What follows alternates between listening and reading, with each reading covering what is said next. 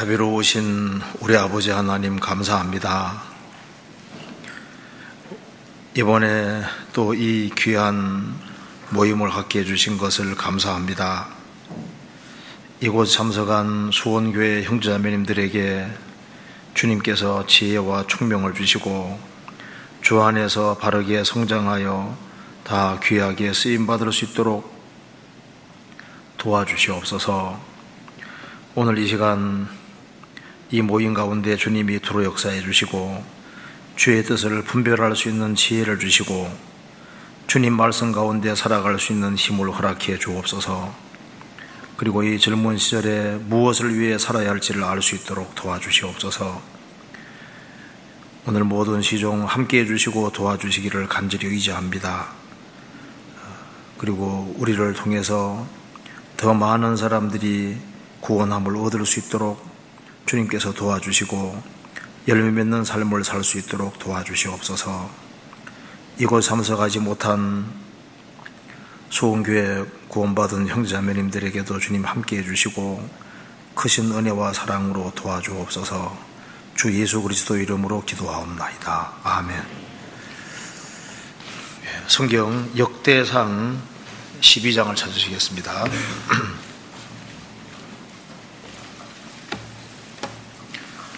역대상 12장 32절입니다. 12장 32절 630페이지입니다.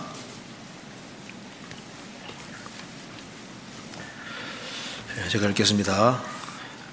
이사갈 자손 중에서 시세를 알고 이스라엘이 마땅히 행할 것을 아는 두목이 200명이니 저희는 그 모든 형제를 관할하는 자며 스불론 중에서 모든 군기를 가지고 항오를 정죄하고 두 마음을 품지 아니하고 능히 진에 나아가서 싸움을 잘하는 자가 5만 명이요. 네, 거기까지입니다. 네. 오늘 그 사람 길게 할까 봐 걱정하는데 길게 할까 봐 걱정하는 사람이 있을 것 같아요. 길게 안 할 겁니다. 그럼 짧게 얘기하겠습니다. 근데 얼마 할 것 같죠? 1시간 반. 1시간 반. 자, 오늘 여기에 32절 말씀을 좀 생각해 보려고 합니다. 이렇게 시세를 알고 이 제목으로 조금 말씀을 드려보겠습니다. 이제 이 문맥에 이렇게 되어 있습니다. 이제 사울이 왕으로 있었는데요. 하나님께서 다윗에게 기름을 부었지 않습니까? 그래서 하나님께서 사울을 피하시고 다윗을 왕 삼으려고 하셨는데 그 이스라엘 백성들이 여전히 그 사울 편에 많이 속해 있었습니다. 그런데 다윗이 왕이 되기 전이었지만은 누가 왕이 되어야 될지를 이제 아는 사람들이 있었어요. 그래서 여기에 32절에 시세를 알고 그 시세를 안다고 하는 것은 38절에 보면 중간에 보면은 그 다윗으로 온 이스라엘의 왕을 삼고자 하고 그 말 나와 있죠. 그 사울이 아닌 다윗이 왕이 되는 것이 하나님의 뜻이었는데요. 그걸 알고 다윗을 왕 삼으려고 하는 사람들이 있었던 겁니다. 그래서 다윗이 왕이 되고 이스라엘 통일 왕국을 이루는 거기에는 그 배후에 같이 노력하는 사람들이 있었던 거예요. 여기서 이제 그 다윗은 예수님의 그림자입니다. 그래서 여기 32절에 보면은 이사갈 자손 중에서 시세를 알고, 그 시세를 안다는 것은 지금 내가 누구 편에 서야 되느냐 그걸 안다는 겁니다. 어느 편에 서야 될지를 알고 또 지금이 어느 시대인지를 알고 있는 겁니다. 알고 그리고 이스라엘이 마땅히 행할 것을 아는 두목이 200명이니 마땅히 행할 것을 안다 그랬죠. 그리고 여기에 33절에는 스불론 중에서도 두 마음을 품지 아니하고 능히 진에 나가 싸움을 잘하는 자가 5만 명이요. 그러니까 우리가 몇 가지 생각해 봅시다. 여기에 시세를 안다는 말이 나와 있고 마땅히 행할 것을 안다 그랬고 두 마음을 품지 아니했다고 했습니다. 그리고 싸움을 잘하는 자 이런 말이 나와 있습니다. 그러니까 다윗 당시에 이런 종류의 사람이 있었던 거예요. 그것처럼 우리 시대에도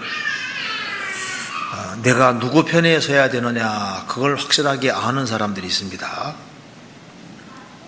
그리고 지금이 어느 때인지를 아는 사람들이 있어요.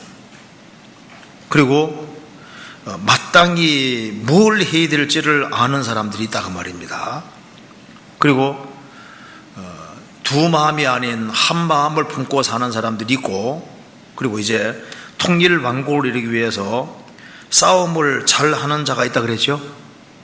우리가 이제 여기에 32절과 33절 같은 사람이 된다면은 정말 복된 사람일 겁니다. 그래서 사울과 다윗이 전쟁하고 싸울 때 마땅히 다윗 편에 서지 않으면 안 됐던 겁니다. 다윗은 누구 그림자라고요? 예수님 그림자입니다. 그래서 예수님 편에 서서 내가 도대체 뭘 해야 되느냐 하는 것을 알고 마땅히 할 것을 알고 두 마음 품지 아니하고 한 마음을 품고 싸움을 하는 게 아니라 잘하는 사람이 되어야 되는 겁니다. 그걸 한번 같이 생각을 해봅시다. 32절 이사갈 자손 중에서 시세를 알고 여기에 시세를 아는 사람이 있었습니다.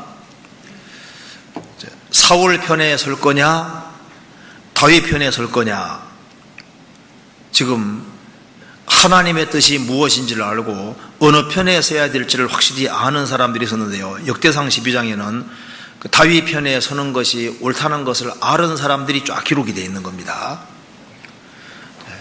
스님들은 머리를 누구 스님 밑에 깎느냐가 참 중요한 문제가 되는 겁니다. 어느 주지성 밑에 깎았느냐 그것이 평생 결정하거든요. 그래서 나는 어느 주지성 밑에서 머리를 깎았다 하면은 그 주지성이 잘 돼가면 같이 그냥 쫙 올라가는 거고, 그 주지성이 잘못되면요 완전히 그냥 마당만 쓸고 인생 끝나는 그런 식으로 되는 겁니다. 저도 잘 몰랐는데 그 잘하는 분들이 얘기해 주더라고요. 그러니까 이제 일상에서도 이제 줄을 잘못 쓰면 큰일 나는 수가 있잖아요. 그죠? 정권 교체가 이루어지면은 어느 편에 서느냐가 참 중요한 문제가 되는 겁니다. 이번에 선거도 마찬가지잖아요. 선거도. 자, 어느 당에 서느냐, 그런 것이 좀 차이가 많이 나게 되지 않습니까? 그것처럼 신앙 세계 속에서도 시세를 잘하는 게 중요한 겁니다. 그러니까 이게 누구 편에 서는 것이 현명히 있나 하면은 우리는 지금 객관적인 입장에 볼 수 있잖아요. 이 당시에 사울이 막 엄청난 세력을 가지고 있고 사울이 죽어서도 아직 세력이 엄청나니까 사울 편에 서야 되느냐 다윗 편에 서야 되느냐, 그것이 사실 우리가 지금 보면 명확하잖아요. 근데 이제 이 세상 사람들은 어느 편에 서야 될지를 잘 모르는 겁니다. 여기 다윗은 예수님의 그림자입니다. 예수님 편에 서는 것을 안다는 게 참 중요한 문제가 되는 거예요. 노아 홍수 그 직전에 노아는 정말 소수의 사람에 속합니다. 노아 편에 서야 되는데 대다수 사람들이 어떻게 됐습니까? 노아 반대편에 섰잖아요. 노아 편에 섰다면 방주 속에 들어갈 수 있고 영원한 축복받게 되는데 노아 편에 설 줄을 몰랐던 겁니다. 그렇잖아요. 그리고 모세가 십계명을 받으러 시내산에 갔습니다. 근데 그 사이에 이스라엘 백성들이 금송아지를 숭배했잖아요. 모세가 뭐라 했습니까? 대노에서 하나님 편에 속하는 사람은 여기 서라고 했습니다. 레위인이 하나님 편에 딱 섰잖아요. 그래서 우상 숭배하는 사람을 죽이라 해서 3,000명을 죽였습니다. 그러니까 하나님 편에 설 수 있다면 이건 정말 복인 거예요. 성경에서 봅시다. 출애굽기 32장. 출애굽기 32장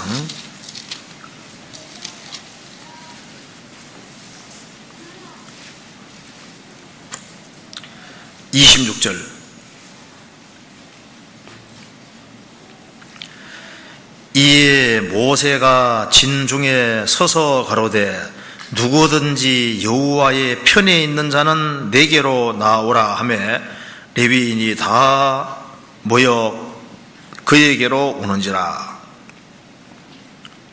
이렇게 말씀했습니다. 금송아지 편이 아닌 여호와의 편에 있는 자는 다 내게로 나오라. 여호와의 편에 속하는 사람은 여기 나오라 하니까 레위인이 쫙 구별된 겁니다. 칼을 차라. 그리고 하나님께서 죽이라고 하셨으니까 우상 숭배하는 사람을 죽이는데 자기 막 부모, 자식 막 닥치는데도 죽였잖아요. 3,000명을 죽였습니다.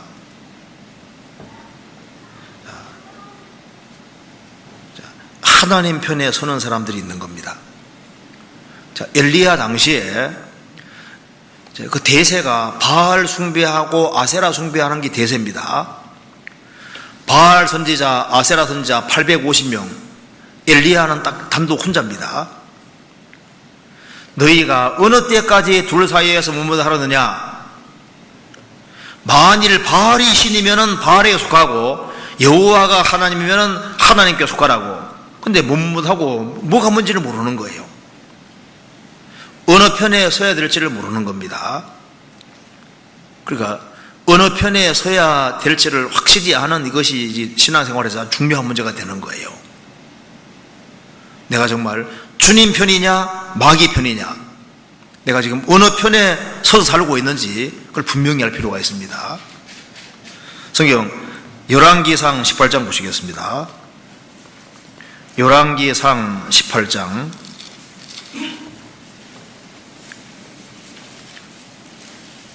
20절.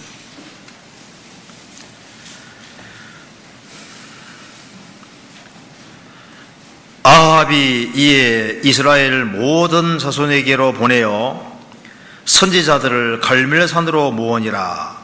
엘리야가 모든 백성에게 가라사대 가까이 나아가 이르되 너희가 어느 때까지 두 사이에서 못무하려느냐? 만일 여호와가 만일 하나님이면 그를 쫓고 바알이 만일 하나님이면 그를 쫓을지니라 하니 백성이 한 말도 대답지 아니하는지라. 그 어느 편에 속해 될지를 모르는 거예요. 자, 예수님이 이스라엘 땅에 오셨습니다. 하나님이 나사렛 예수에게 성령과 능력을 기름 부어 하셨습니다. 예수님이 두루다니며 착한 일을 하셨습니다. 예수님이 행하시는 많은 기적과 능력을 사람들이 봤습니다. 그럼에도 불구하고 대다수가 예수님 편에 서는 것이 아니라 유대의 종교가 편에 섰잖아요. 예수님 죽일 때 예수를 못 박아라 그 사람들이 예수님 따라다니는 사람들입니다. 그렇잖아요. 그래서 예수님이 3년 반 동안 공생이 하셨는데 마가 다락방에 겨우 120명이 모이잖아요. 120명. 소수의 사람들이었습니다. 사도들 당시에도 주님 편에 속한 사람은 너무나도 적었던 겁니다. 자, 우리 시대도 마찬가지입니다. 내가 지금 마귀 편에 서 있느냐, 정말 주님 편에 서 있느냐, 그에 대해서 확실히 분별을 해야 되는 거예요. 어떤 사람은 양다리 걸치고 있는 것은 잘못된 편을 택하고 있는 겁니다. 내가 마귀 편을 택하고 세상 편을 택할 것이냐, 아니면은 정말 주님 편 택할 것이냐, 그리고 오른편 왼편 둘 중에 하나밖에 없는 겁니다. 전도서 10장 보시겠습니다.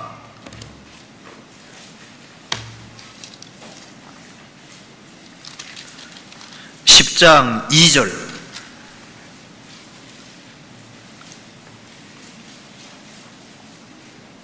같이 읽어보겠습니다.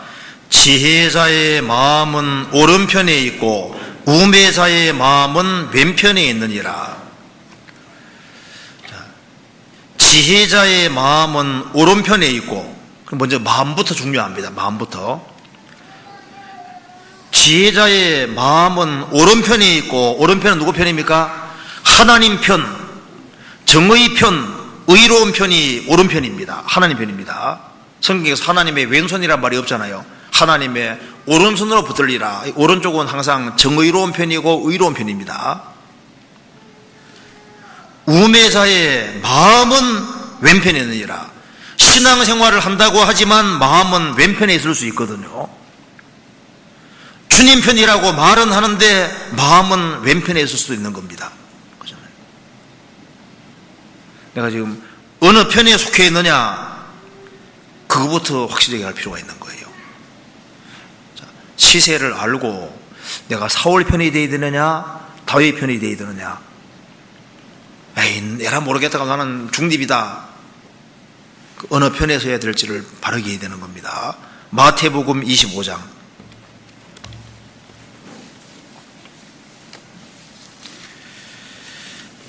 31절.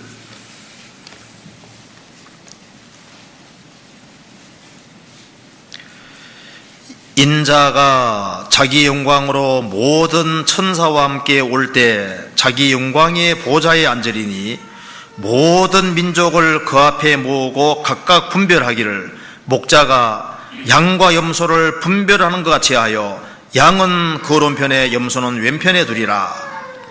그때 임금이 그 오른편에 있는 자들에게 이르시되 내 아버지께 복받을 자들이여 나와 창세로부터 너희를 위하여 예비된 나라를 상속하라.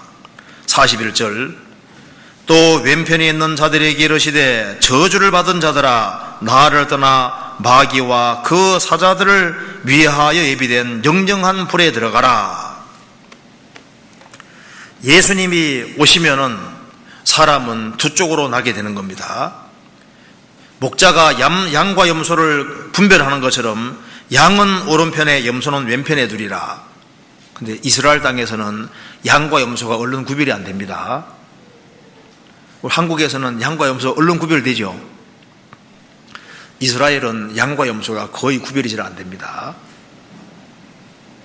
비슷하게 생기기 때문에 그 주인도 가끔 잘 모를 수도 있어요. 너무 비슷하니까. 근데 이제 양과 염소를 어떻게 대충 구별이 되냐 하면요, 그 행동하는 게 좀 달라요. 양은 모이는 거 좋아하거든요. 그 양 떼라 그러잖아요. 염소는 해치는 걸 좋아해. 비슷하게 생겼는데 모이려고 그러면 막 들이받아 가지고 자꾸 해쳐버리거든요. 그리고 이제 목자가 앞장서서 가면요, 제일 먼저 따라가는 놈, 그러니까 이제 앞장서기 좋아하는 놈은 보면 염소인 거예요. 양은 뒤따라가는 거 좋아하거든요. 그래서 나서기 좋아하는 사람, 모이면 자꾸 들받는 사람, 혹시 염소가 아닌가. 그리고 양과 염소 차이가 여기 왜 이 말을 했냐 하면 너무 비슷하니까 하는 얘기인 겁니다. 그러니까 양과 염소가 같이 섞일 수 있는 거예요. 근데 주님 오시면은 염소는 왼편이고 양은 오른편에 딱 구분시키는 겁니다. 그래서 임금이 그 오른편에 있는 자들에게 이르시되 내 아버지께 복받을 자들이여 나와 창세로부터 너희를 위하여 예비된 나라를 상속하라. 정말 복받은 사람들이 있는데 창세로부터 예비된 그 나라를 상속받는 정말 양이 된 사람 있는가 하면은 왼편에 있는 자들. 저주를 받은 자들아 나를 떠나 마귀와 그 사자들을 위하여 예비된 영영한 불에 들어가라. 염소도 같이 양무리 속에 있었거든요. 양무리 속에 있었는데 양은 아니었던 겁니다. 그 둘로 딱 갈라져 버리잖아요. 그래서 내가 거듭난 사람으로서 거듭난 자 편에 설 것이냐 아니면은 거짓된 종교가 편에 설 것이냐 선택을 아주 분명히 해야 됩니다. 그런데 세상에는 육으로 난 자가 많습니다. 성령으로 난 자는 너무 적어요. 그래서 성령으로 거듭난 사람은 거듭나지 못한 거짓 종교가들이 거듭난 그리스도인들을 핍박합니다. 미워하고 대적하게 돼 있는 거예요. 그 당시에 다윗의 세계에 속한 사람들은 숫자가 적었습니다. 그래서 육신을 따라 난 자는 많고 성령을 따라 난 자는 아주 적은 거예요. 성경이 말씀하기를 적은 무리여 무서워 말라 너희 아버지께서 그 나라를 너희에게 주시기를 기뻐하시느니라. 하나님 나라를 상속받는 사람은 적은 무리입니다. 내가 정말 이 적은 무리 속에 정말 들어와 있느냐? 내가 정말 거듭난 무리 속에 정말 들어와 있을까? 나는 정말 거듭난 사람일까? 내 속에 정말 생명이 있을까? 나는 정말 주님 편에 속한 사람일까? 분명히 해야 됩니다. 참 저는 걱정되는 것은 구원을 받았다고 하는데 나중에 주님 오실 때 주님께서 나는 너를 알지 못한다, 그런 사람이 있을까 봐 참 걱정이 되거든요. 주님 오시는 그날 다 들림받고 다 가면 오죽이나 죽겠습니까? 근데 과연 그럴 수 있을까? 여기에 수원교회 청년들 많이 있습니다. 다 구원을 받았을까? 정말 하나님의 생명을 받았을까? 기독교는 자기를 따듬는 것이 아닙니다. 세상의 모든 종교는 소지하고 수리하는 것이 종교예요. 그러니까 이제 매일 청소하고 집을 매일 청소하고 그리고 고장난 거 뜯어고치고 수리하는 게 종교거든요. 종교와 도덕은 자기를 뜯어고치는 거예요. 그래서 술 먹는 사람에겐 너 술 먹지 말아라, 담배 피우는 사람 담배 피우지 말아라, 나쁜 사람 나쁜 짓 하지 말아라. 세상의 종교는 너 착하게 살아라, 깨끗하게 살아라, 그거 이상 아무것도 못 해주잖아요. 기독교는 그리스도가 그 사람 영혼 속에 들어오는 겁니다. 실제로 죄를 사함 받을 때 성령이 그 사람 속에 들어가시는 거예요. 주합한 자는 한 영이 되고 새 사람이 되는 겁니다. 그래서 거듭난 사람이 왜 술 먹지 말아야 되느냐, 왜 담배 피우지 말아야 되느냐, 왜 나쁜 짓 하지 말아야 되느냐, 사실 굳이 그런 말이 굳이 필요 없거든요. 거듭난 사람 자기가 어떻게 살아야 될지 알거든요. 거듭난 사람은 죽은 자가 아니라 산 자다 그 말입니다. 그런데 살았다고 하는데 어느 편에 서야 될지를 모르는 거예요. 거듭났다고 하지만은 여전히 세상 편에 속해 있고 세상 사람처럼 사는데 누가 거듭났다고 하겠냐 그 말입니다. 그리고 신앙을 위해서 무슨 핍박을 받고 불신자들에게 주님을 증거하는 그걸 위해서 무슨 핍박을 받고 미움받는 것이 있냐 그 말입니다. 성경 찾아봅시다. 갈라디아서 4장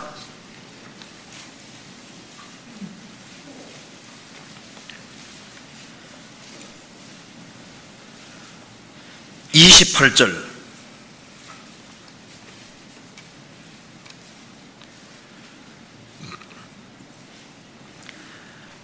형제들아 너희는 이삭과 같이 약속의 자녀라.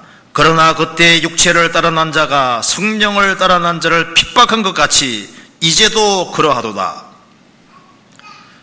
육체를 따라 난 자가 성령을 따라 난 자를 핍박한 것 같이 이제도 그러하다. 지금도 마찬가지입니다. 성령을 따라서 성령으로 거듭난 사람은 육체를 따라 난 사람들이, 거듭나지 못한 사람들이 크리스찬들을 미워하고 핍박하고 박해하고 멀리하고 그런 일이 벌어지게 돼 있는 거예요. 내가 주님 편에 정말 속했다면은 세상이 미워하게 돼 있거든요. 특별히 누가 미워하냐 하면은 거듭나지 못한 종교가들이 미워하게 돼 있는 겁니다. 내가 확실한 태도를 취하지 않고 살기 때문에 세상 사람과 비슷하게 살기 때문에, 세상 편에 속해 있기 때문에 나를 미워하는 일도 없고 대적하는 일도 없고 나를 핍박하고 욕하는 일도 없는 거예요. 그러잖아요. 야, 너 예수 믿다가 미쳤네, 대충 믿어, 너무 심각하게 믿지 말어, 그런 말을 당연히 들어야 되는데 안 듣잖아요. 왜냐하면 주님 편에 속해 있지 않기 때문입니다. 마태복음에 보면은, 14장 보면은 예수님이 바다 위를 걸으셨잖아요. 예수님은 왜 바다 위를 걸으셨냐면은 세상에 계셨지만은 세상에 속한 분이 아니라는 걸 보여주기 위해서입니다. 바다를 밟은 것은 세상을 밟고 우뚝 서 있는 거예요. 구원받은 모든 사람들은 세상에 속한 자가 아닙니다. 그래서 바다를 밟는 것처럼 세상을 밟고 세상 위에 서도록 부르심 받은 거예요. 그리고 정말 믿음을 가지고 있는 사람은 세상에 속할 수가 없습니다. 우리는 세상에 속한 자가 아닌 거예요. 그래서 세상에서 확실하게 구별되는 길을 택할 때, 그때 비로소 핍박이 뭔지를 알고, 야, 너 예수 대충 믿어, 너무 심각하게 믿지 말어, 그런 소리 듣는 게 당연한 얘기인데 그런 얘기를 안 듣잖아요. 못 듣잖아요. 왜? 적당하고 대충 사는 길을 택하기 때문에 그런 거예요. 성경에서 봅시다. 시편입니다. 시편 10장 18절입니다.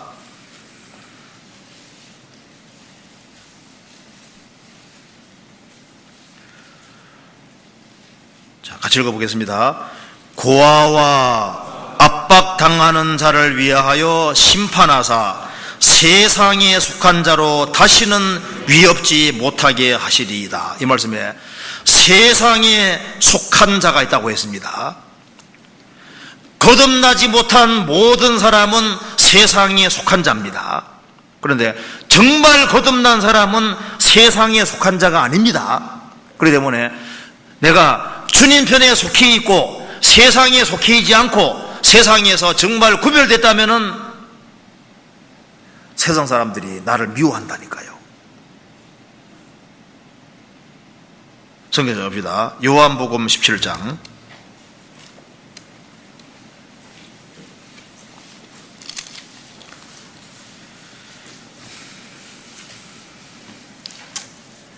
14절. 내가 아버지의 말씀을 저희에게 주었사오매 세상이 저희를 미워하였사오니 이는 내가 세상에 속하지 아니함 같이 저희도 세상에 속하지 아니함을 인함이니이다. 예수님이 아버지 말씀을 제 아들에게 주었사오매 세상이 저희를 미워하였사오니, 주님께 속하고 주님 말씀 붙잡고 사는 사람들은 세상이 미워하는 겁니다. 16절 같이 읽겠습니다. 내가 세상에 속하지 아니함 같이 저희도 세상에 속하지 아니하였삼나이다. 어떻게 생각하세요? 나는 정말 주님 편에 속했을까? 주님이 세상에 속하지 아니한 것처럼 나도 세상에 속한 자가 아니고 세상에서 정말 구별된 사람일까? 아니면 양다리를 걸치고 있는 사람일까? 다윗 당시에도 사울 편에 서야 될지 다윗 편에 서야 될지 시세를 분별을 못하는 사람이 있을 수 있는 거예요. 지금 주님 편에 서야 될지 마귀 편에 서야 될지 세상 편에 서야 될지 그 모르는 사람이 있으면 안 됩니다. 한 중년의 남자가 두 여자 사귄 얘기 들어봤죠. 자기보다 나이가 좀 더 많이 먹은 여자와 더 젊은 여자 둘을 사귀게 됐는데 양쪽 집을 왔다 갔다 하는 겁니다. 근데 이제 그 사람은 머리가 한 반백이에요, 반백. 반은 희고 이제 반은 검은 겁니다. 반백인 사람인데 양주집을 왔다 갔다 하는데 그 젊은 여자는 자기가 사귀는 남자가 가능하면 젊어 보이면 좋잖아요. 그러니까 이제 만날 때마다 흰머리카락 뽑아내요. 나이가 좀 많이 먹은 여자는 그 남자가 가능하면 나이 들어보면 좀 좋으니까 만날 때마다 검은 머리를 뽑기 시작했습니다. 양쪽에 왔다 갔다 어떻게 됐을까요? 그만에 대머리 되는 겁니다. 그것처럼 하나님의 생명을 받은 사람이 양다리 더 그러면은 신앙에 100% 손해보는 거예요. 자, 어느 편입니까? 잘 몰라요? 예, 그 주님 편에 딱 속해야 되는 겁니다. 그리고 내가 사울의 왕국에 속할 거냐, 다윗 왕국에 속할 거냐, 그 다윗 편에 속해서 다윗의 왕국을 이루는 것이 그게 하나님의 뜻이었잖아요. 예수님 편에 속해서 하나님 나라 확장시키는 그것이 하나님의 뜻인 겁니다. 지금 지구상의 나라가 2개밖에 없어요. 261개 나라가 있는 것이 아니라 딱 2나라밖에 없습니다. 하나님의 나라와 사탄 나라 2밖에 없는 거예요. 지금 내가 지금 어느 나라에 속해 있느냐 그걸 분명히 할 필요가 있는 겁니다. 성경 마태복음 12장 보시겠습니다.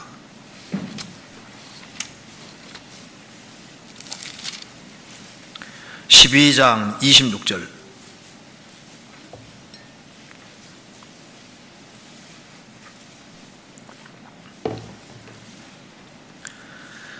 사단이 만일 사단을 쫓아내면 스스로 분쟁하는 것이니 그리하고야 저의 나라가 어떻게 서겠느냐. 28절.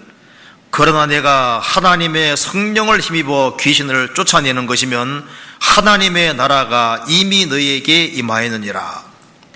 26절에는 사탄의 나라가 나오고 28절에는 하나님 나라가 나옵니다. 사탄이 지배하는 이 세상에 예수님이 하나님 나라를 가지고 오셨습니다. 예수님의 주된 관심은 하나님의 나라고, 예수님이 죽으시고 부활하신 이후에도 사도행전 1장 보면 예수님이 하나님 나라에 관한 일을 말씀하셨다고 하셨습니다. 하나님의 최고의 관심, 예수님의 최고의 관심은 어떻게 하나님 나라 확장시키느냐, 그것에 주님 마음이 가 있는 거예요. 우리가 주님 편에 속하고 주님 나라를 세우는 그곳에 관심이 가 있어야 되거든요. 그것이 바로 시세를 아는 것이 되는 겁니다. 서 있을 곳에 서 있는 것이 신앙의 기초가 되는 거예요. 루터 당시에 많은 사람이 가톨릭에 속했잖아요. 그런데 루터는 뭐라 했는지 아시죠? 많은 사람이 교황을 향해 달려갈 때 루터는 뭐라 했습니까? 하나님, 나는 여기 있습니다. 나는 달리 어떻게 할 수 없습니다. 로마 교황청을 향해서도 그는 단독으로도 굳게 섰습니다. 왜? 그게 주님 뜻이기 때문에 굳게 선 거예요. 물러가지 않았습니다. 주님 편에 서 있었기 때문에 그 한 사람으로 말미암아 로마 가톨릭의 한 절반 가까이 개신교도로 바뀌어지는 거예요. 한 사람이라도 주님 편에 서 있다면은 주님이 그런 사람 통해서 주님 일을 하는 겁니다. 나는 과연 주님 편에 서 있다고 말할 수 있을까? 허리에 띠를 띠고 등불을 켜고 서 있으라고 했는데 내가 지금 서 있는 위치가 정말 주님이 원하시는 위치에 서 있을까? 내가 습관적으로 주님이 있으라는 곳에 있느냐? 그걸 다시 한번 점검할 필요가 있는 겁니다. 성경 누가복음 12장 보시겠습니다.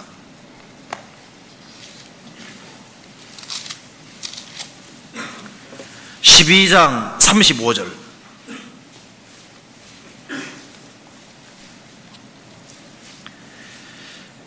같이 읽겠습니다. 허리에 띠를 띠고 등불을 켜고 서 있어라. 신앙생활에서 허리에 대한 부분이 어디입니까? 성경에 마음의 허리를 동이고, 그러니까 이 젊은 시절에 아주 비장한 각오를 하는 것이 필요합니다. 허리에 띠를 띠고 마음의 띠를 동이고 옵니다. 마음의 허리띠입니다. 마음의 허리를 동이고 비장한 각오를 하는 겁니다. 그러니까 내가 뭘 위해 살아야 될 거냐, 그것을 언제 결정해야 되냐면은 이 시절에 결정을 해야 되는 겁니다. 내가 이 시절에 내 이 젊은 청춘을 세상 죄를 짓고 살다가 세상에 판부 살다가 멸망할 거냐, 인생 허비할 거냐, 아니면은 이 젊음을 주님께 정말 드릴 것이냐, 그 비장한 각오를 한번 해야 됩니다. 결심을 할 필요가 있는 거예요. 젊은 자의 용하는 힘입니다. 이 젊은 시절에 이 힘을 어디에 쏟을 것이냐, 그걸 아주 성경을 바로 배우는 데 쏟고, 그리고 주님 안에서 신앙생활을 한번 멋지게 할 그런 각오를 가지는 그런 사람들이 나와야 되거든요. 우리 지령응답 시간에 청년들을 많이 오라고 하는데 많이 안 오더라고. 처음보다는 많이 오는데 성경을 왜 안 배우려 하는지 모르겠어요. 이게 이해가 안 되거든요. 젊은 시절에는 배워야 되는데 믿음은 들으면서 납니다. 어떻게 믿음이 키워지느냐? 성경을 잘 들어야만 믿음이 키워지는 거예요. 그잖아요.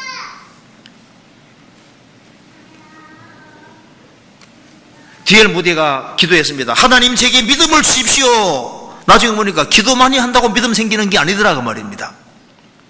성경을 배워야 되겠구나. 성경을 배워야만 그 사람 믿음이 견고해지고 믿음이 커지게 되는 거예요. 믿음은 들으면서 나는 겁니다.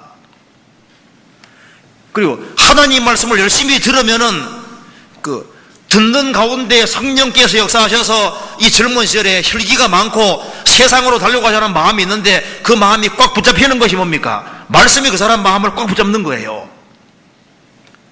말씀 듣기를 등한히 하고 말씀 배우기를 등한히 하면은 젊은 시절에 신앙생활은 벌써 다 뻔한 거예요. 그냥 세상으로 가는 것이 확실합니다. 그죠?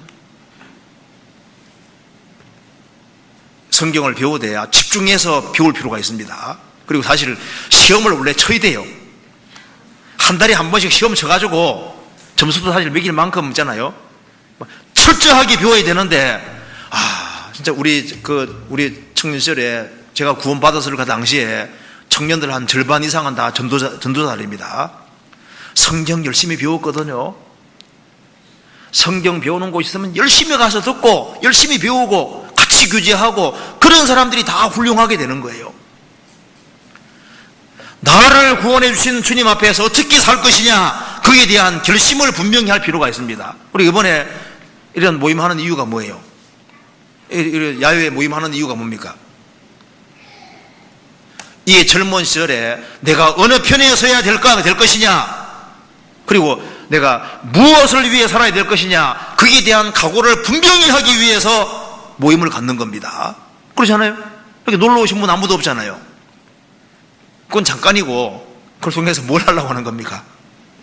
신앙생활을 한번 멋지게 해야 되거나 그런 결심을 불러일으키려고 사실 모임하는 거예요. 그렇잖아요.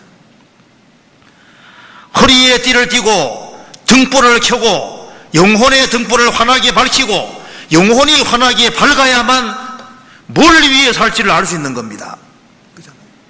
그런데 구원받았다 할지라도 영혼이 흐린 사람이 있을 수 있습니다. 성령께서 영혼 속에 역사해야만 영혼이 밝아지는 거예요.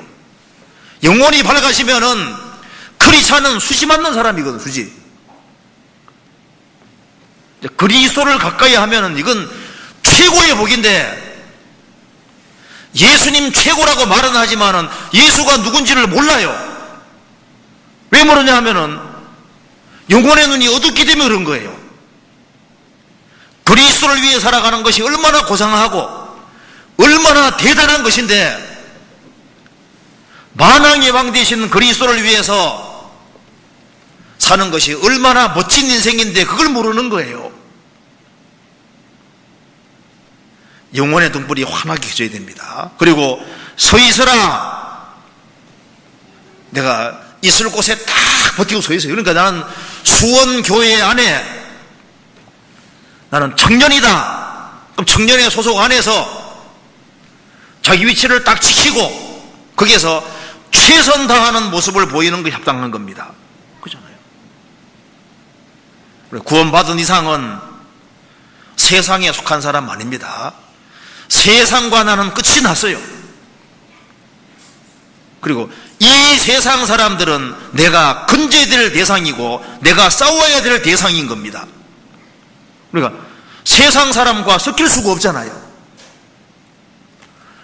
세상 사람들 오락 많이 행하고 죄 많이 짓고 재밌고 재밌게 사는데 아이고 내 신세야 내가 왜 이렇게 빨리 구원받아서 너무 일찍 구원받아서 세상 사람들이 해보는 것도 못 해보고 여기 와서 이렇게 앉아 있어야 되냐 하면서 아이고 내 신세야 하면서 그런 사람 속으로 생각하는 사람이 있을지 몰라요.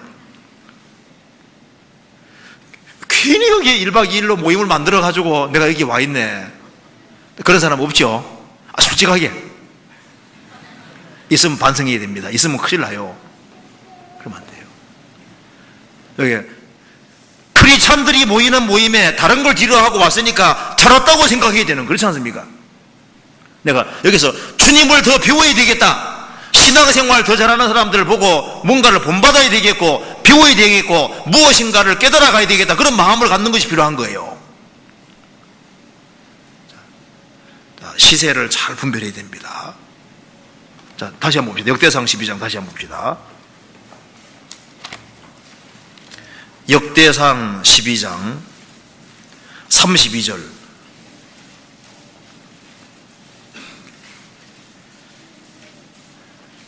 이사갈 자손 중에서 시세를 알고 시세를 안다고 했습니다. 첫째, 시세한다는 것은 사울 편에 속해야 되느냐 다윗 편에 속해야 되느냐 그걸 확실히 아는 거예요. 지금으로 말하면은 내가 마귀 편에 속해야 되느냐 세상 편에 속해야 되느냐 아니면은 예수님 편에 속해야 되느냐 그걸 확실히 알고 예수님 편에 속하는 거예요. 또 한 가지는 이게 시세를 안다는 것은 때를 분별하는 걸 말하는 겁니다. 지금 이게 어느 때인지를 분별해야 되는 거예요. 시세를 분별하는 사람이 있었습니다. 우리 시대에 이 분별력이라는 게 꼭 필요한 겁니다. 우리는 시대적으로 지금 주님의 재림을 앞두고 있는 시기입니다. 예레미야 그 시대에도 예레미야 그 당대 사람들이 자기가 어떤 시대에 사는지를 분별하지 못했어요. 시세를 몰랐습니다. 그때 예레미야만 알았거든요. 찾아봅시다. 예레미야 7장 보시겠습니다. 예레미야 7장 29절.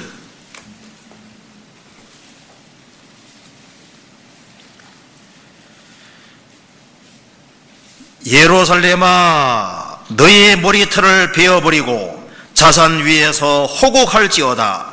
여호와께서 그 노하신 바 이 세대를 끊어버리셨음이니라.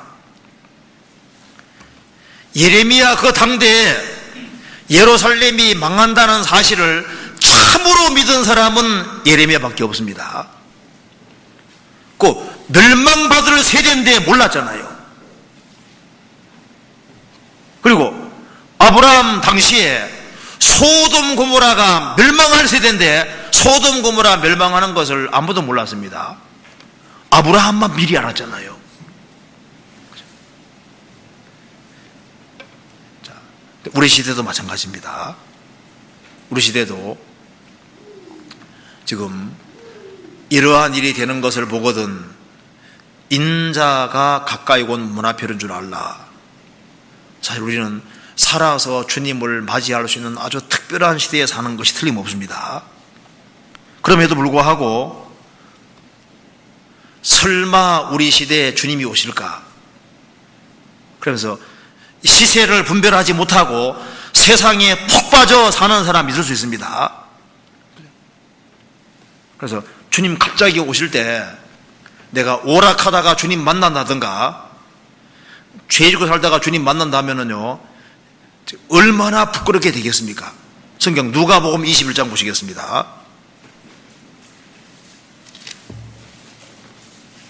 34절.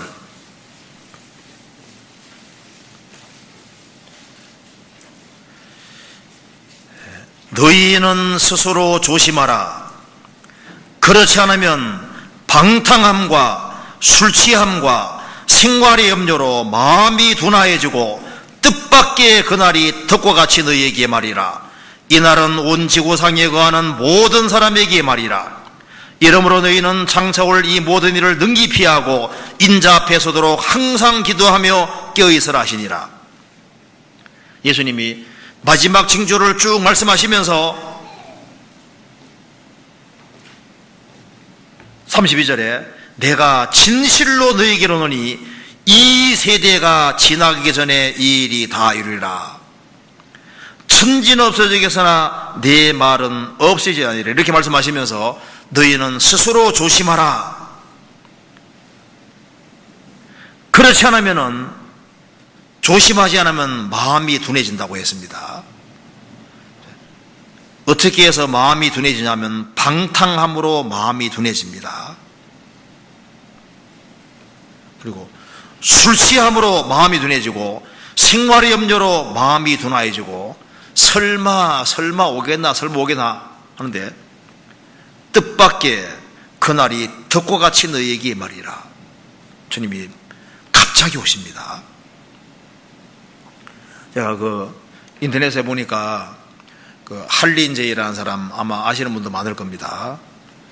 이제 할린제이가 확실히 거듭난 사람입니다. 그리고 그 사람은 종말에 관한 책을 아주 많이 쓴 사람입니다. 지금도 살아있어요. 그래서 MBC에 나오는 성서 대예언 비디오, 영화도 만들어서 우리나라 MBC에서도 방영했던 겁니다. 그때 이제 실제로 스토리를 다 만든 사람인데요. 할린제이가 얘기한 것에 보면은, 1948년을 가리켜서 더 힌지 오브 히스토리, 역사의 돌적기다, 터닝 포인트다. 그러니까 48년이 아주 중요하다고 얘기를 하면서 이런 얘기를 합니다. 제가 정확히 인용하면 이렇게 됩니다. 지진이 1948년 이래로 48년 기점으로 그 이전과 이후는 3배 이상 증거했답니다. 그리고 1400년의 관측으로 놓고 볼 때 1948년 이전과 이후에 10개의 대형 지진 놓고 볼 때 10번 중에 8번은 48년 이후에 있었다는 겁니다. 그리고 식민지 국가들이 이제 1945년 우리나라도 해방되잖아요.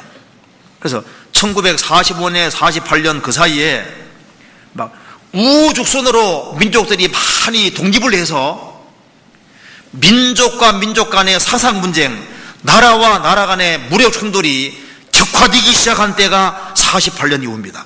그리고 질병이 1948년 이래로 세계적인 문제가 되게 됐다는 겁니다.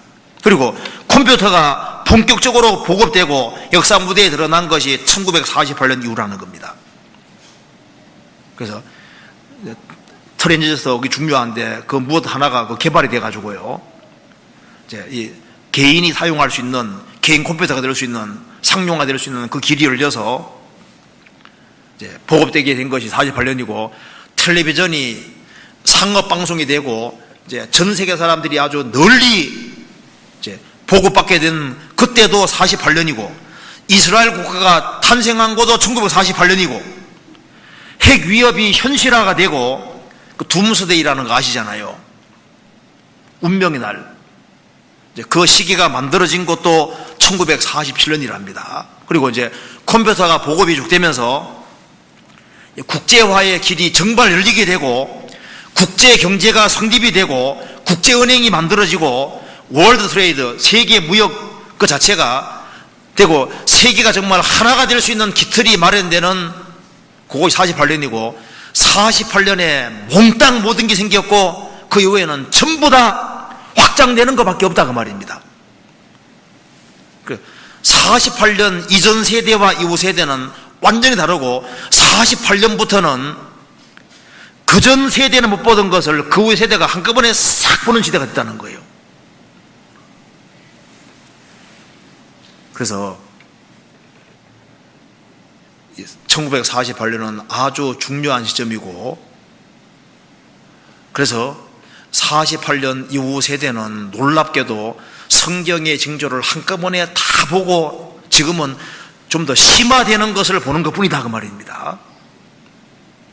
그래서 주님 말씀하시기를 이 마지막 징조를 다 본 시대 사람들이 지구상에 사라지기 전에 주님 지상재림까지 이루어진다. 단 그날과 그 시는 비밀이라고 했습니다. 시세를 알고 세상 사람들은 아무것도 모릅니다. 그런데 거듭난 크리스천들은 알잖아요. 2000년 전에 오신 주님이 다시 오신다는 사실을 분명히 알고 오시기 전에 징조가 나타나고 주님 오시니까 우리 징조를 지금 보는 시대잖아요. 그러니까 가장 정신을 바짝 차리고 살아야 될 시대가 우리 시대인데요. 그런데 가장 정신도 못 차리는 세대가 또 우리 시대입니다. 마지막 징조를 다 보면서도 다 졸며 자잖아요. 그러니까 아주 놀라운 시대입니다. 우리 시대는. 성경, 자, 다시 역대상 12장 봅시다.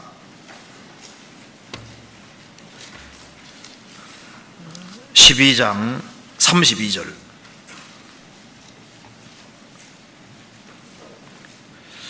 이사갈 자손 중에서 시세를 알고 이스라엘이 마땅히 행할 것을 아는 두목이 200명이니. 자, 시세를 알고, 알 뿐 아니라 알고 끝나면 안 되잖아요. 알고 이스라엘이 마땅히 행할 것을 아는 두목, 구체적으로 무엇을 행해야 될지를 아는 사람들이 있었던 겁니다. 자, 다윗 편에 서야 되구나. 지금 이제 사울에게서 다윗에게로 딱 넘어가는 시기구나. 그 시기도 알고, 이제 알 뿐 아니라 이제 마땅히 행해야 될 것이 뭔지를 아는 사람이 있었습니다. 그래서 여기서는 문맥이 뭐냐면 지금은 전쟁할 때다. 다윗 편에 서서 전쟁을 해야 될 때라고 아는 사람들이 있었다 그 말입니다. 주님 편에 섰지만은, 나는 주님 편에 섰다 말은 하지만은 뭘 해야 될지를 모르는 사람이 있을 수 있잖아요. 다윗 편에 서고 지금은 전쟁할 때구나, 그걸 아는 사람들이 있었다는 겁니다. 마땅히 행할 것이라는 것은 목숨 걸고 싸워야 될 때구나, 그걸 알았다는 겁니다. 다윗 편에 서서 전쟁을 해야 되구나, 다윗이 왕이 되고 통일왕국이 이루어지는 것을 위해서 우리가 지금은 수고할 때구나 하는 것을 아는 사람들이 있었던 거예요. 그처럼 우리 시대에도 주님이 얼마나 존귀한 분인 줄 알고 하나님 나라가 있다는 것을 알고 지금 역사의 마지막 시대를 살아가는 우리가 지금 주님 편에 속해서 무엇을 해야 되느냐, 그걸 알아야 되는 거예요. 우리는 지금 영적인 전쟁을 치룰 때입니다. 그렇잖아요. 하나님께서 이스라엘을 출애굽시킨 이유가 뭘까요? 전쟁케 하려고 출애굽을 시킨 거예요. 그렇잖아요. 그래서 민수기 1장 보면은 이스라엘을 군대 주적으로 다 만듭니다. 왜? 전쟁 치르려고. 아말렉 군대와 싸우고 가나안 7민족과 싸우게 하기 위해서 하나님께서 진을 딱 구성하시잖아요. 출애굽할 때 처음부터 군대로 부르셨습니다. 이 젊은 청년들은 구원을 받았을 때 주님 편에 서서 나는 군사가 되기 위해서 부르심을 받았다, 그 개념을 확실히 알 필요가 있습니다. 나는 군대에 입대했다, 그걸 아주 확실히 알 필요가 있는 거예요. 성경 좀 봅시다. 출애굽기 12장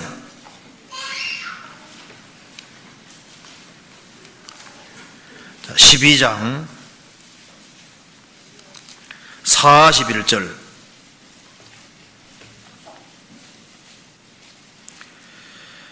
(430년이) 마치는 그날에 여호와의 군대가 다 애굽 땅에서 나왔은즉. 자, 출애굽하는 사람은 몽땅 뭐라 했습니까? 여호와의 군대라 그랬죠. 신약시대 구원받은 모든 사람은 사실은 뭡니까? 하나님의 아들인 동시에 뭡니까? 다 군대로 부르심 받은 거고 군대 입대한 거다 그 말입니다. 군인들 많네 보니까요. 근데 아직은 오합지졸입니다. 군대인데 보니까 훈련이 하나도 안 돼 있는 거예요. 그리고 훈련은 언제 해야 되느냐? 젊은 시절에 훈련을 해야 돼요. 군사긴 군사인데 좋은 군사가 돼야 돼요. 좋은 군사가. 아직은 좋은 군사가 많지 않습니다. 본인 생각할 때 나 좋은 군사라 생각이 드세요? 아직 훈련이 아직 덜 돼 있잖아요. 우리가 지금 훈련하려고 지금 여기 모인 겁니다.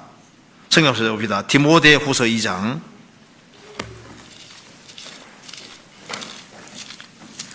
이강일 전사님이 지금 훈련시키느라 고생 많이 해요. 디모데후서 2장 봅시다. 2장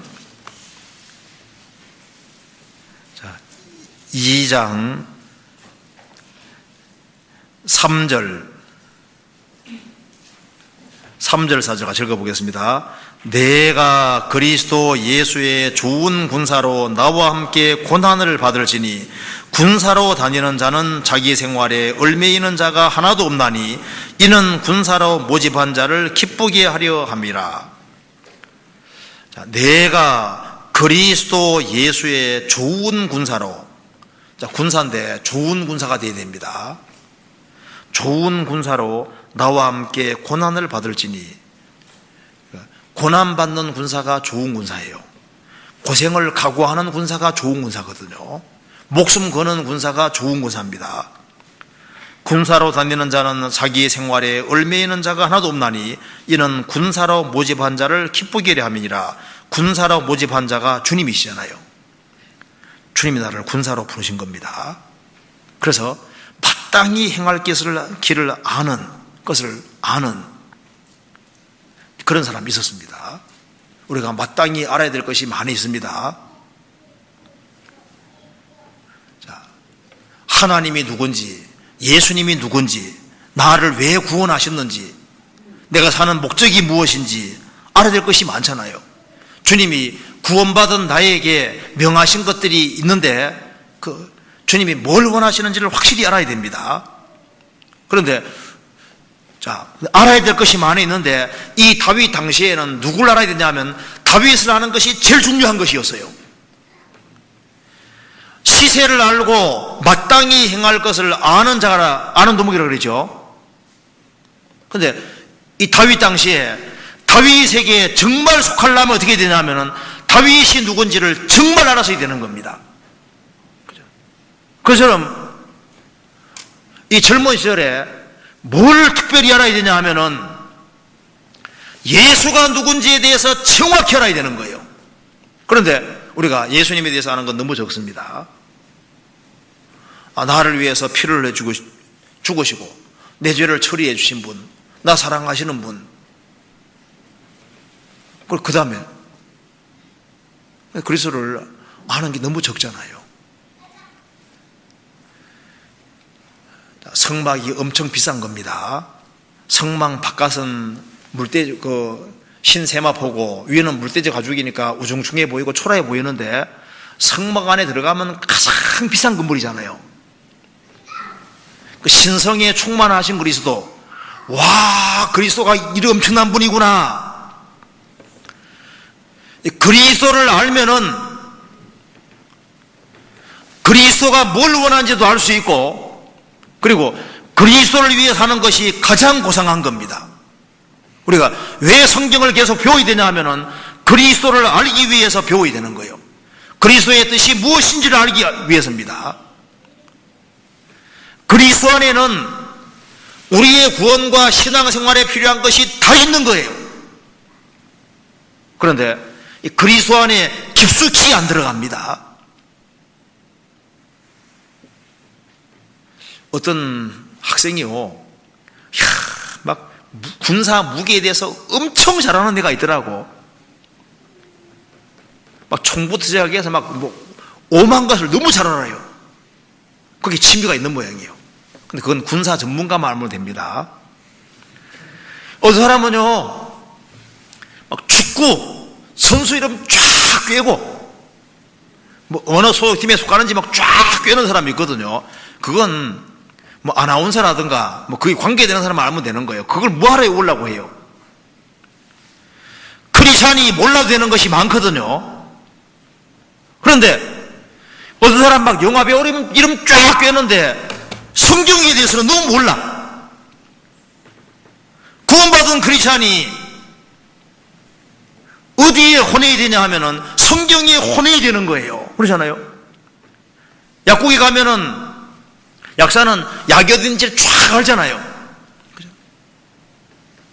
우리 크리스찬들은 어디에 혼해야 되냐 하면은 그리스도에 대해서 밝아야 되고 성경에 대해서 아주 밝아야 되는 겁니다. 그런데 왜 성경을 배우는데 시간을 투자하지 않냐 그 말입니다. 왜 성경을 사랑하는 마음이 없냐 그 말입니다. 왜? 주님 사랑하는 마음이 없으니까.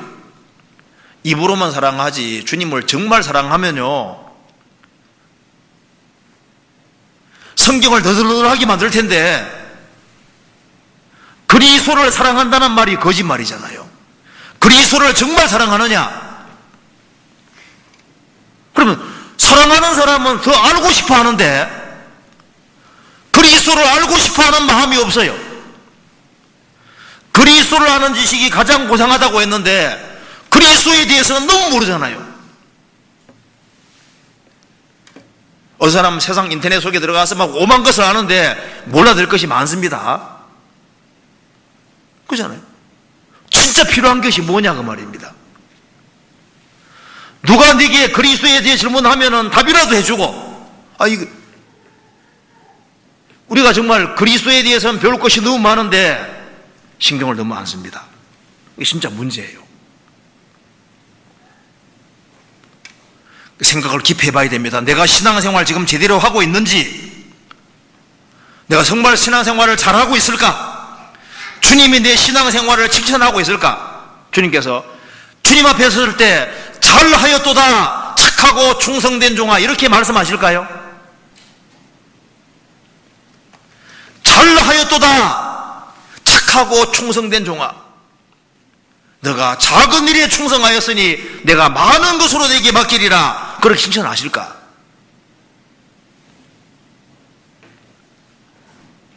신앙생활하는 거에 심각하게 생각해야 됩니다. 시세를 알고 마땅히 행할 것을 알아야 되는데 다윗을 아는 사람은 마땅히 뭘 해야 될지 아는 거예요. 다윗 편에 속해서 다윗을 위해서 싸워야 되고 다윗의 깃발 아래 싸워야 된다는 걸 아는 것처럼 그리스도를 아는 사람은 내가 하나님 나라에 속해서 용사로서 뭘 위해 살아야 될지를 확실히 안다 그 말입니다.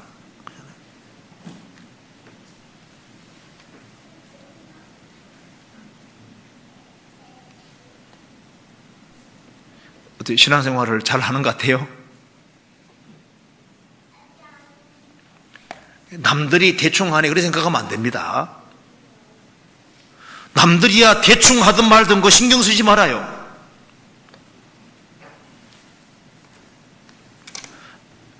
내가 정말 구원받았을까? 내 속에 정말 성령이 계실까? 성령이 계시면은 영적으로 살리심 받았는데, 살리심 받은 사람은 영적인 갈망이 있게 되어 있는데 왜 영적인 갈망이 없냐 그 말입니다. 세상 것에 취해 있기 때문에 어떻게 신앙생활을 해야 될지 분별력이 전혀 없는 거예요. 내 주변 사람들이 지옥 가고 있는데 그들을 건지기 위해서 뭘 해야 될지를 모르거든요. 그렇잖아요. 좀 다시 한번 봅시다. 역대상 12장 다시 한번 봅시다.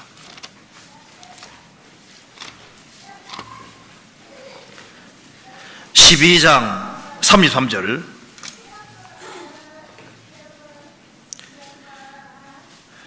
12장 33절 스불론 중에서 모든 군기를 가지고 군사 무기를 가지고 항오를 정지하고 두 마음을 품지 아니하고 능히 진에 나아가서 싸움을 잘하는 자가 5만 명이요. 여기에 스불론 중에서 모든 군기를 가지고, 자, 군사 무기를 가지고 있습니다. 그러니까 미리미리 준비를 엄청 한 거잖아요. 항오를 정지하고 막 칠서정연합니다. 자기 위치를 딱 지키고 모든 군기를 가지고 평상시에 군사 무기 가지고 준비를 엄청 한 거예요. 그리고 두 마음을 품지 아니하고, 그러니까 한 마음입니다. 신앙생활하는 데 있어서 두 마음 가지고 신앙생활하는 사람하고 한 마음 가지고 신앙생활은 다릅니다. 한 마음 가지고 비장한 각오 가지고 신앙생활하는 사람은 달라요.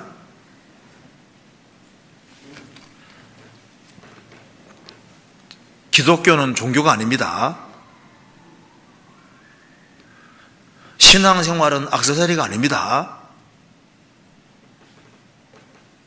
신앙생활은 살아계신 하나님과 관계가 되는 거예요.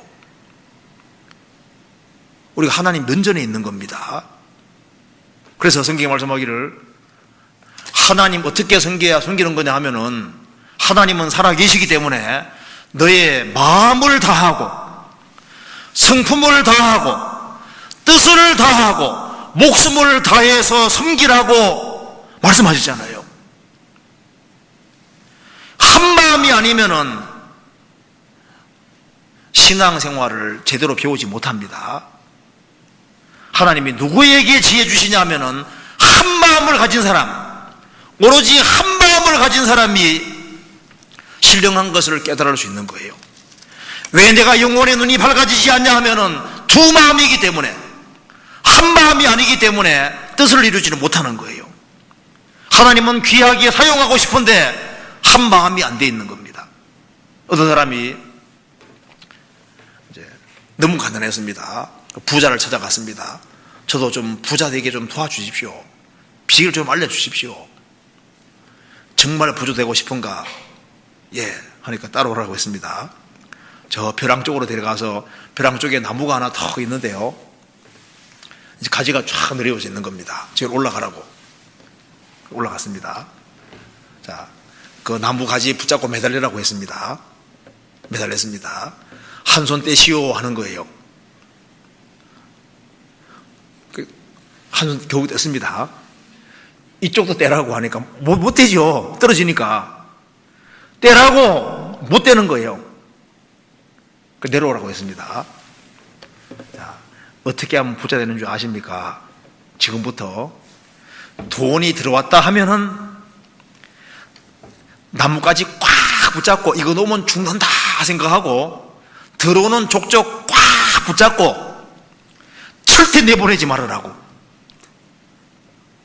들어오는 족족 열심히 모으라고 했습니다. 물론 세상 방법인데요, 악착 같은 마음으로 가능하면 들려보내고 악착같이 모으면 부자 된다. 그거 사실 맞는 얘기거든요.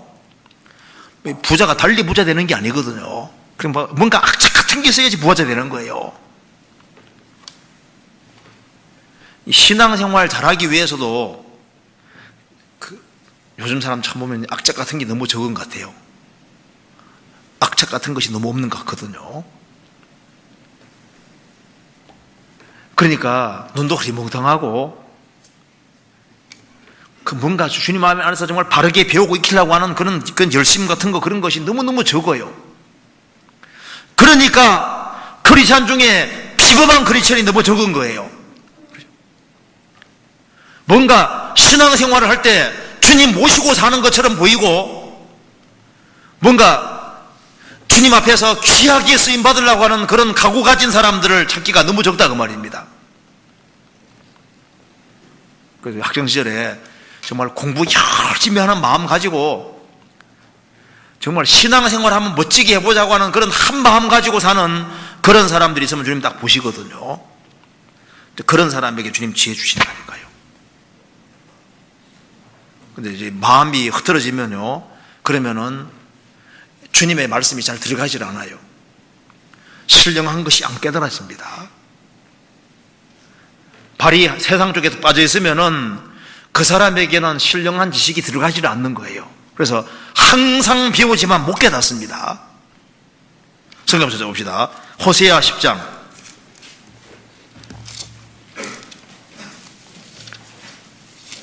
호세아 10장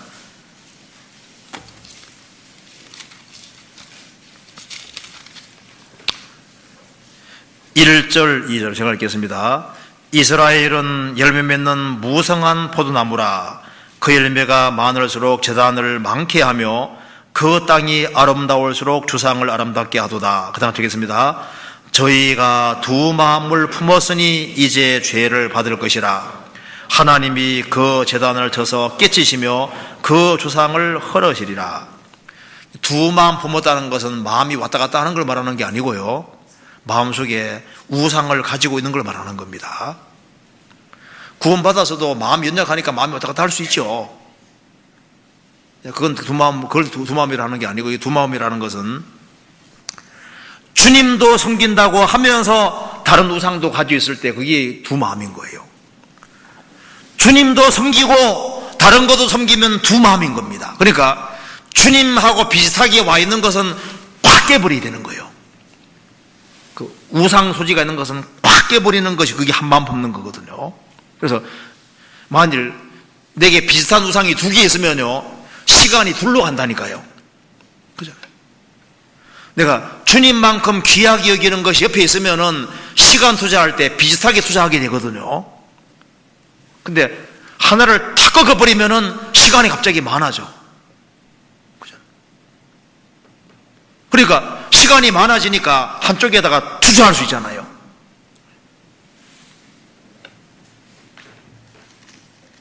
저도 공부할 때 지독스럽게 공부했습니다.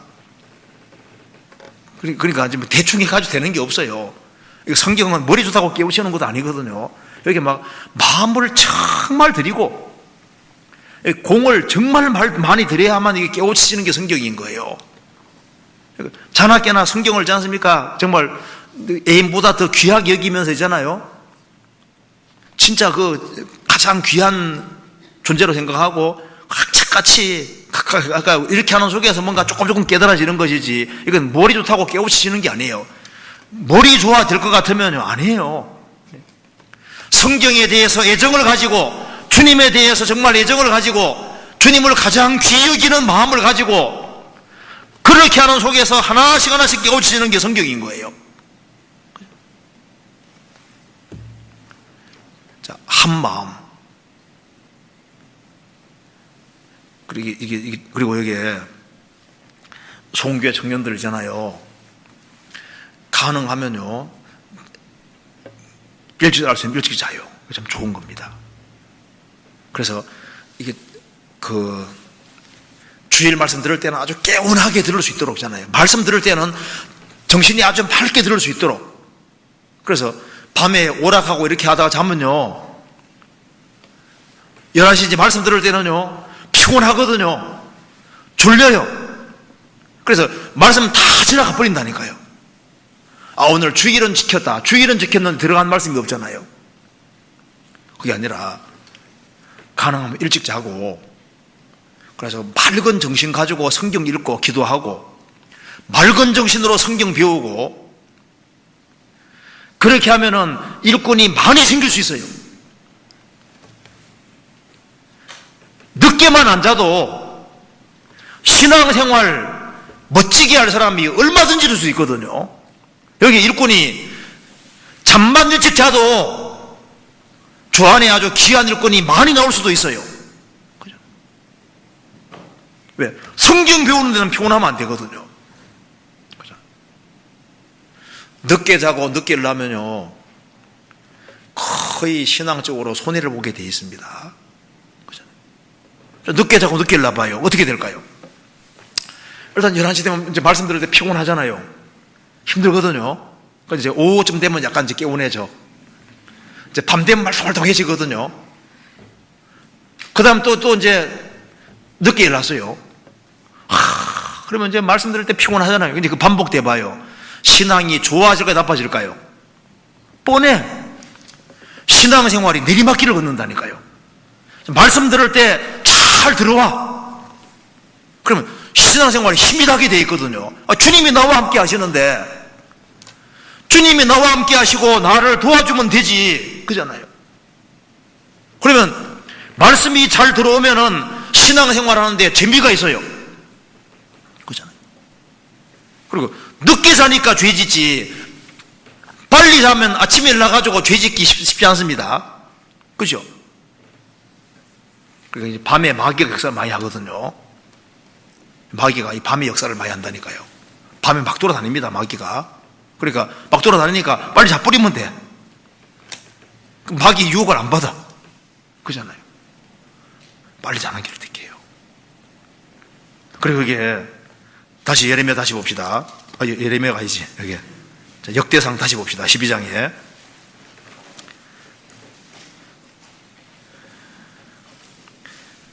33절에 능히 진에 나아가 싸움을 잘하는 자가 5만 명이요. 싸움을 하는 자가 아니라 싸움을 잘하는 자가 5만 명이요. 전쟁을 할 뿐 아니라 싸움을 잘하는 사람이 되어야 되는데, 누가 싸움을 잘하느냐? 간단해요. 한마음 품은 사람이 잘합니다. 누가 신앙생활을 임차게 하느냐? 한마음 가진 사람이 잘하는 거예요. 그리고 한마음을 가진 사람에게 주님이 그 사람에게 능력을 주시는 겁니다. 네 입을 넓게 열라 내가 채우리라. 마음의 입을 주님께 아주 활짝 여는 사람, 그 사람에게 주님이 능력을 주시는 거예요. 한마음 가진 사람은 능력을 많이 받을 수 있거든요. 마음이 분산되는 사람은 주님 능력이 조금밖에 못 들어오는 거예요. 그래서 싸움을 잘하는 자가 5만 명이요. 소원교회 청년들은 싸움을 할 뿐 아니라 싸움을 잘하는 사람이 잘하는 사람. 그래서 능히 주님 마음을 시원케 할 수 있는 그런 청년들이 될 필요가 있는 겁니다, 그잖아요. 시편 81편 보시겠습니다.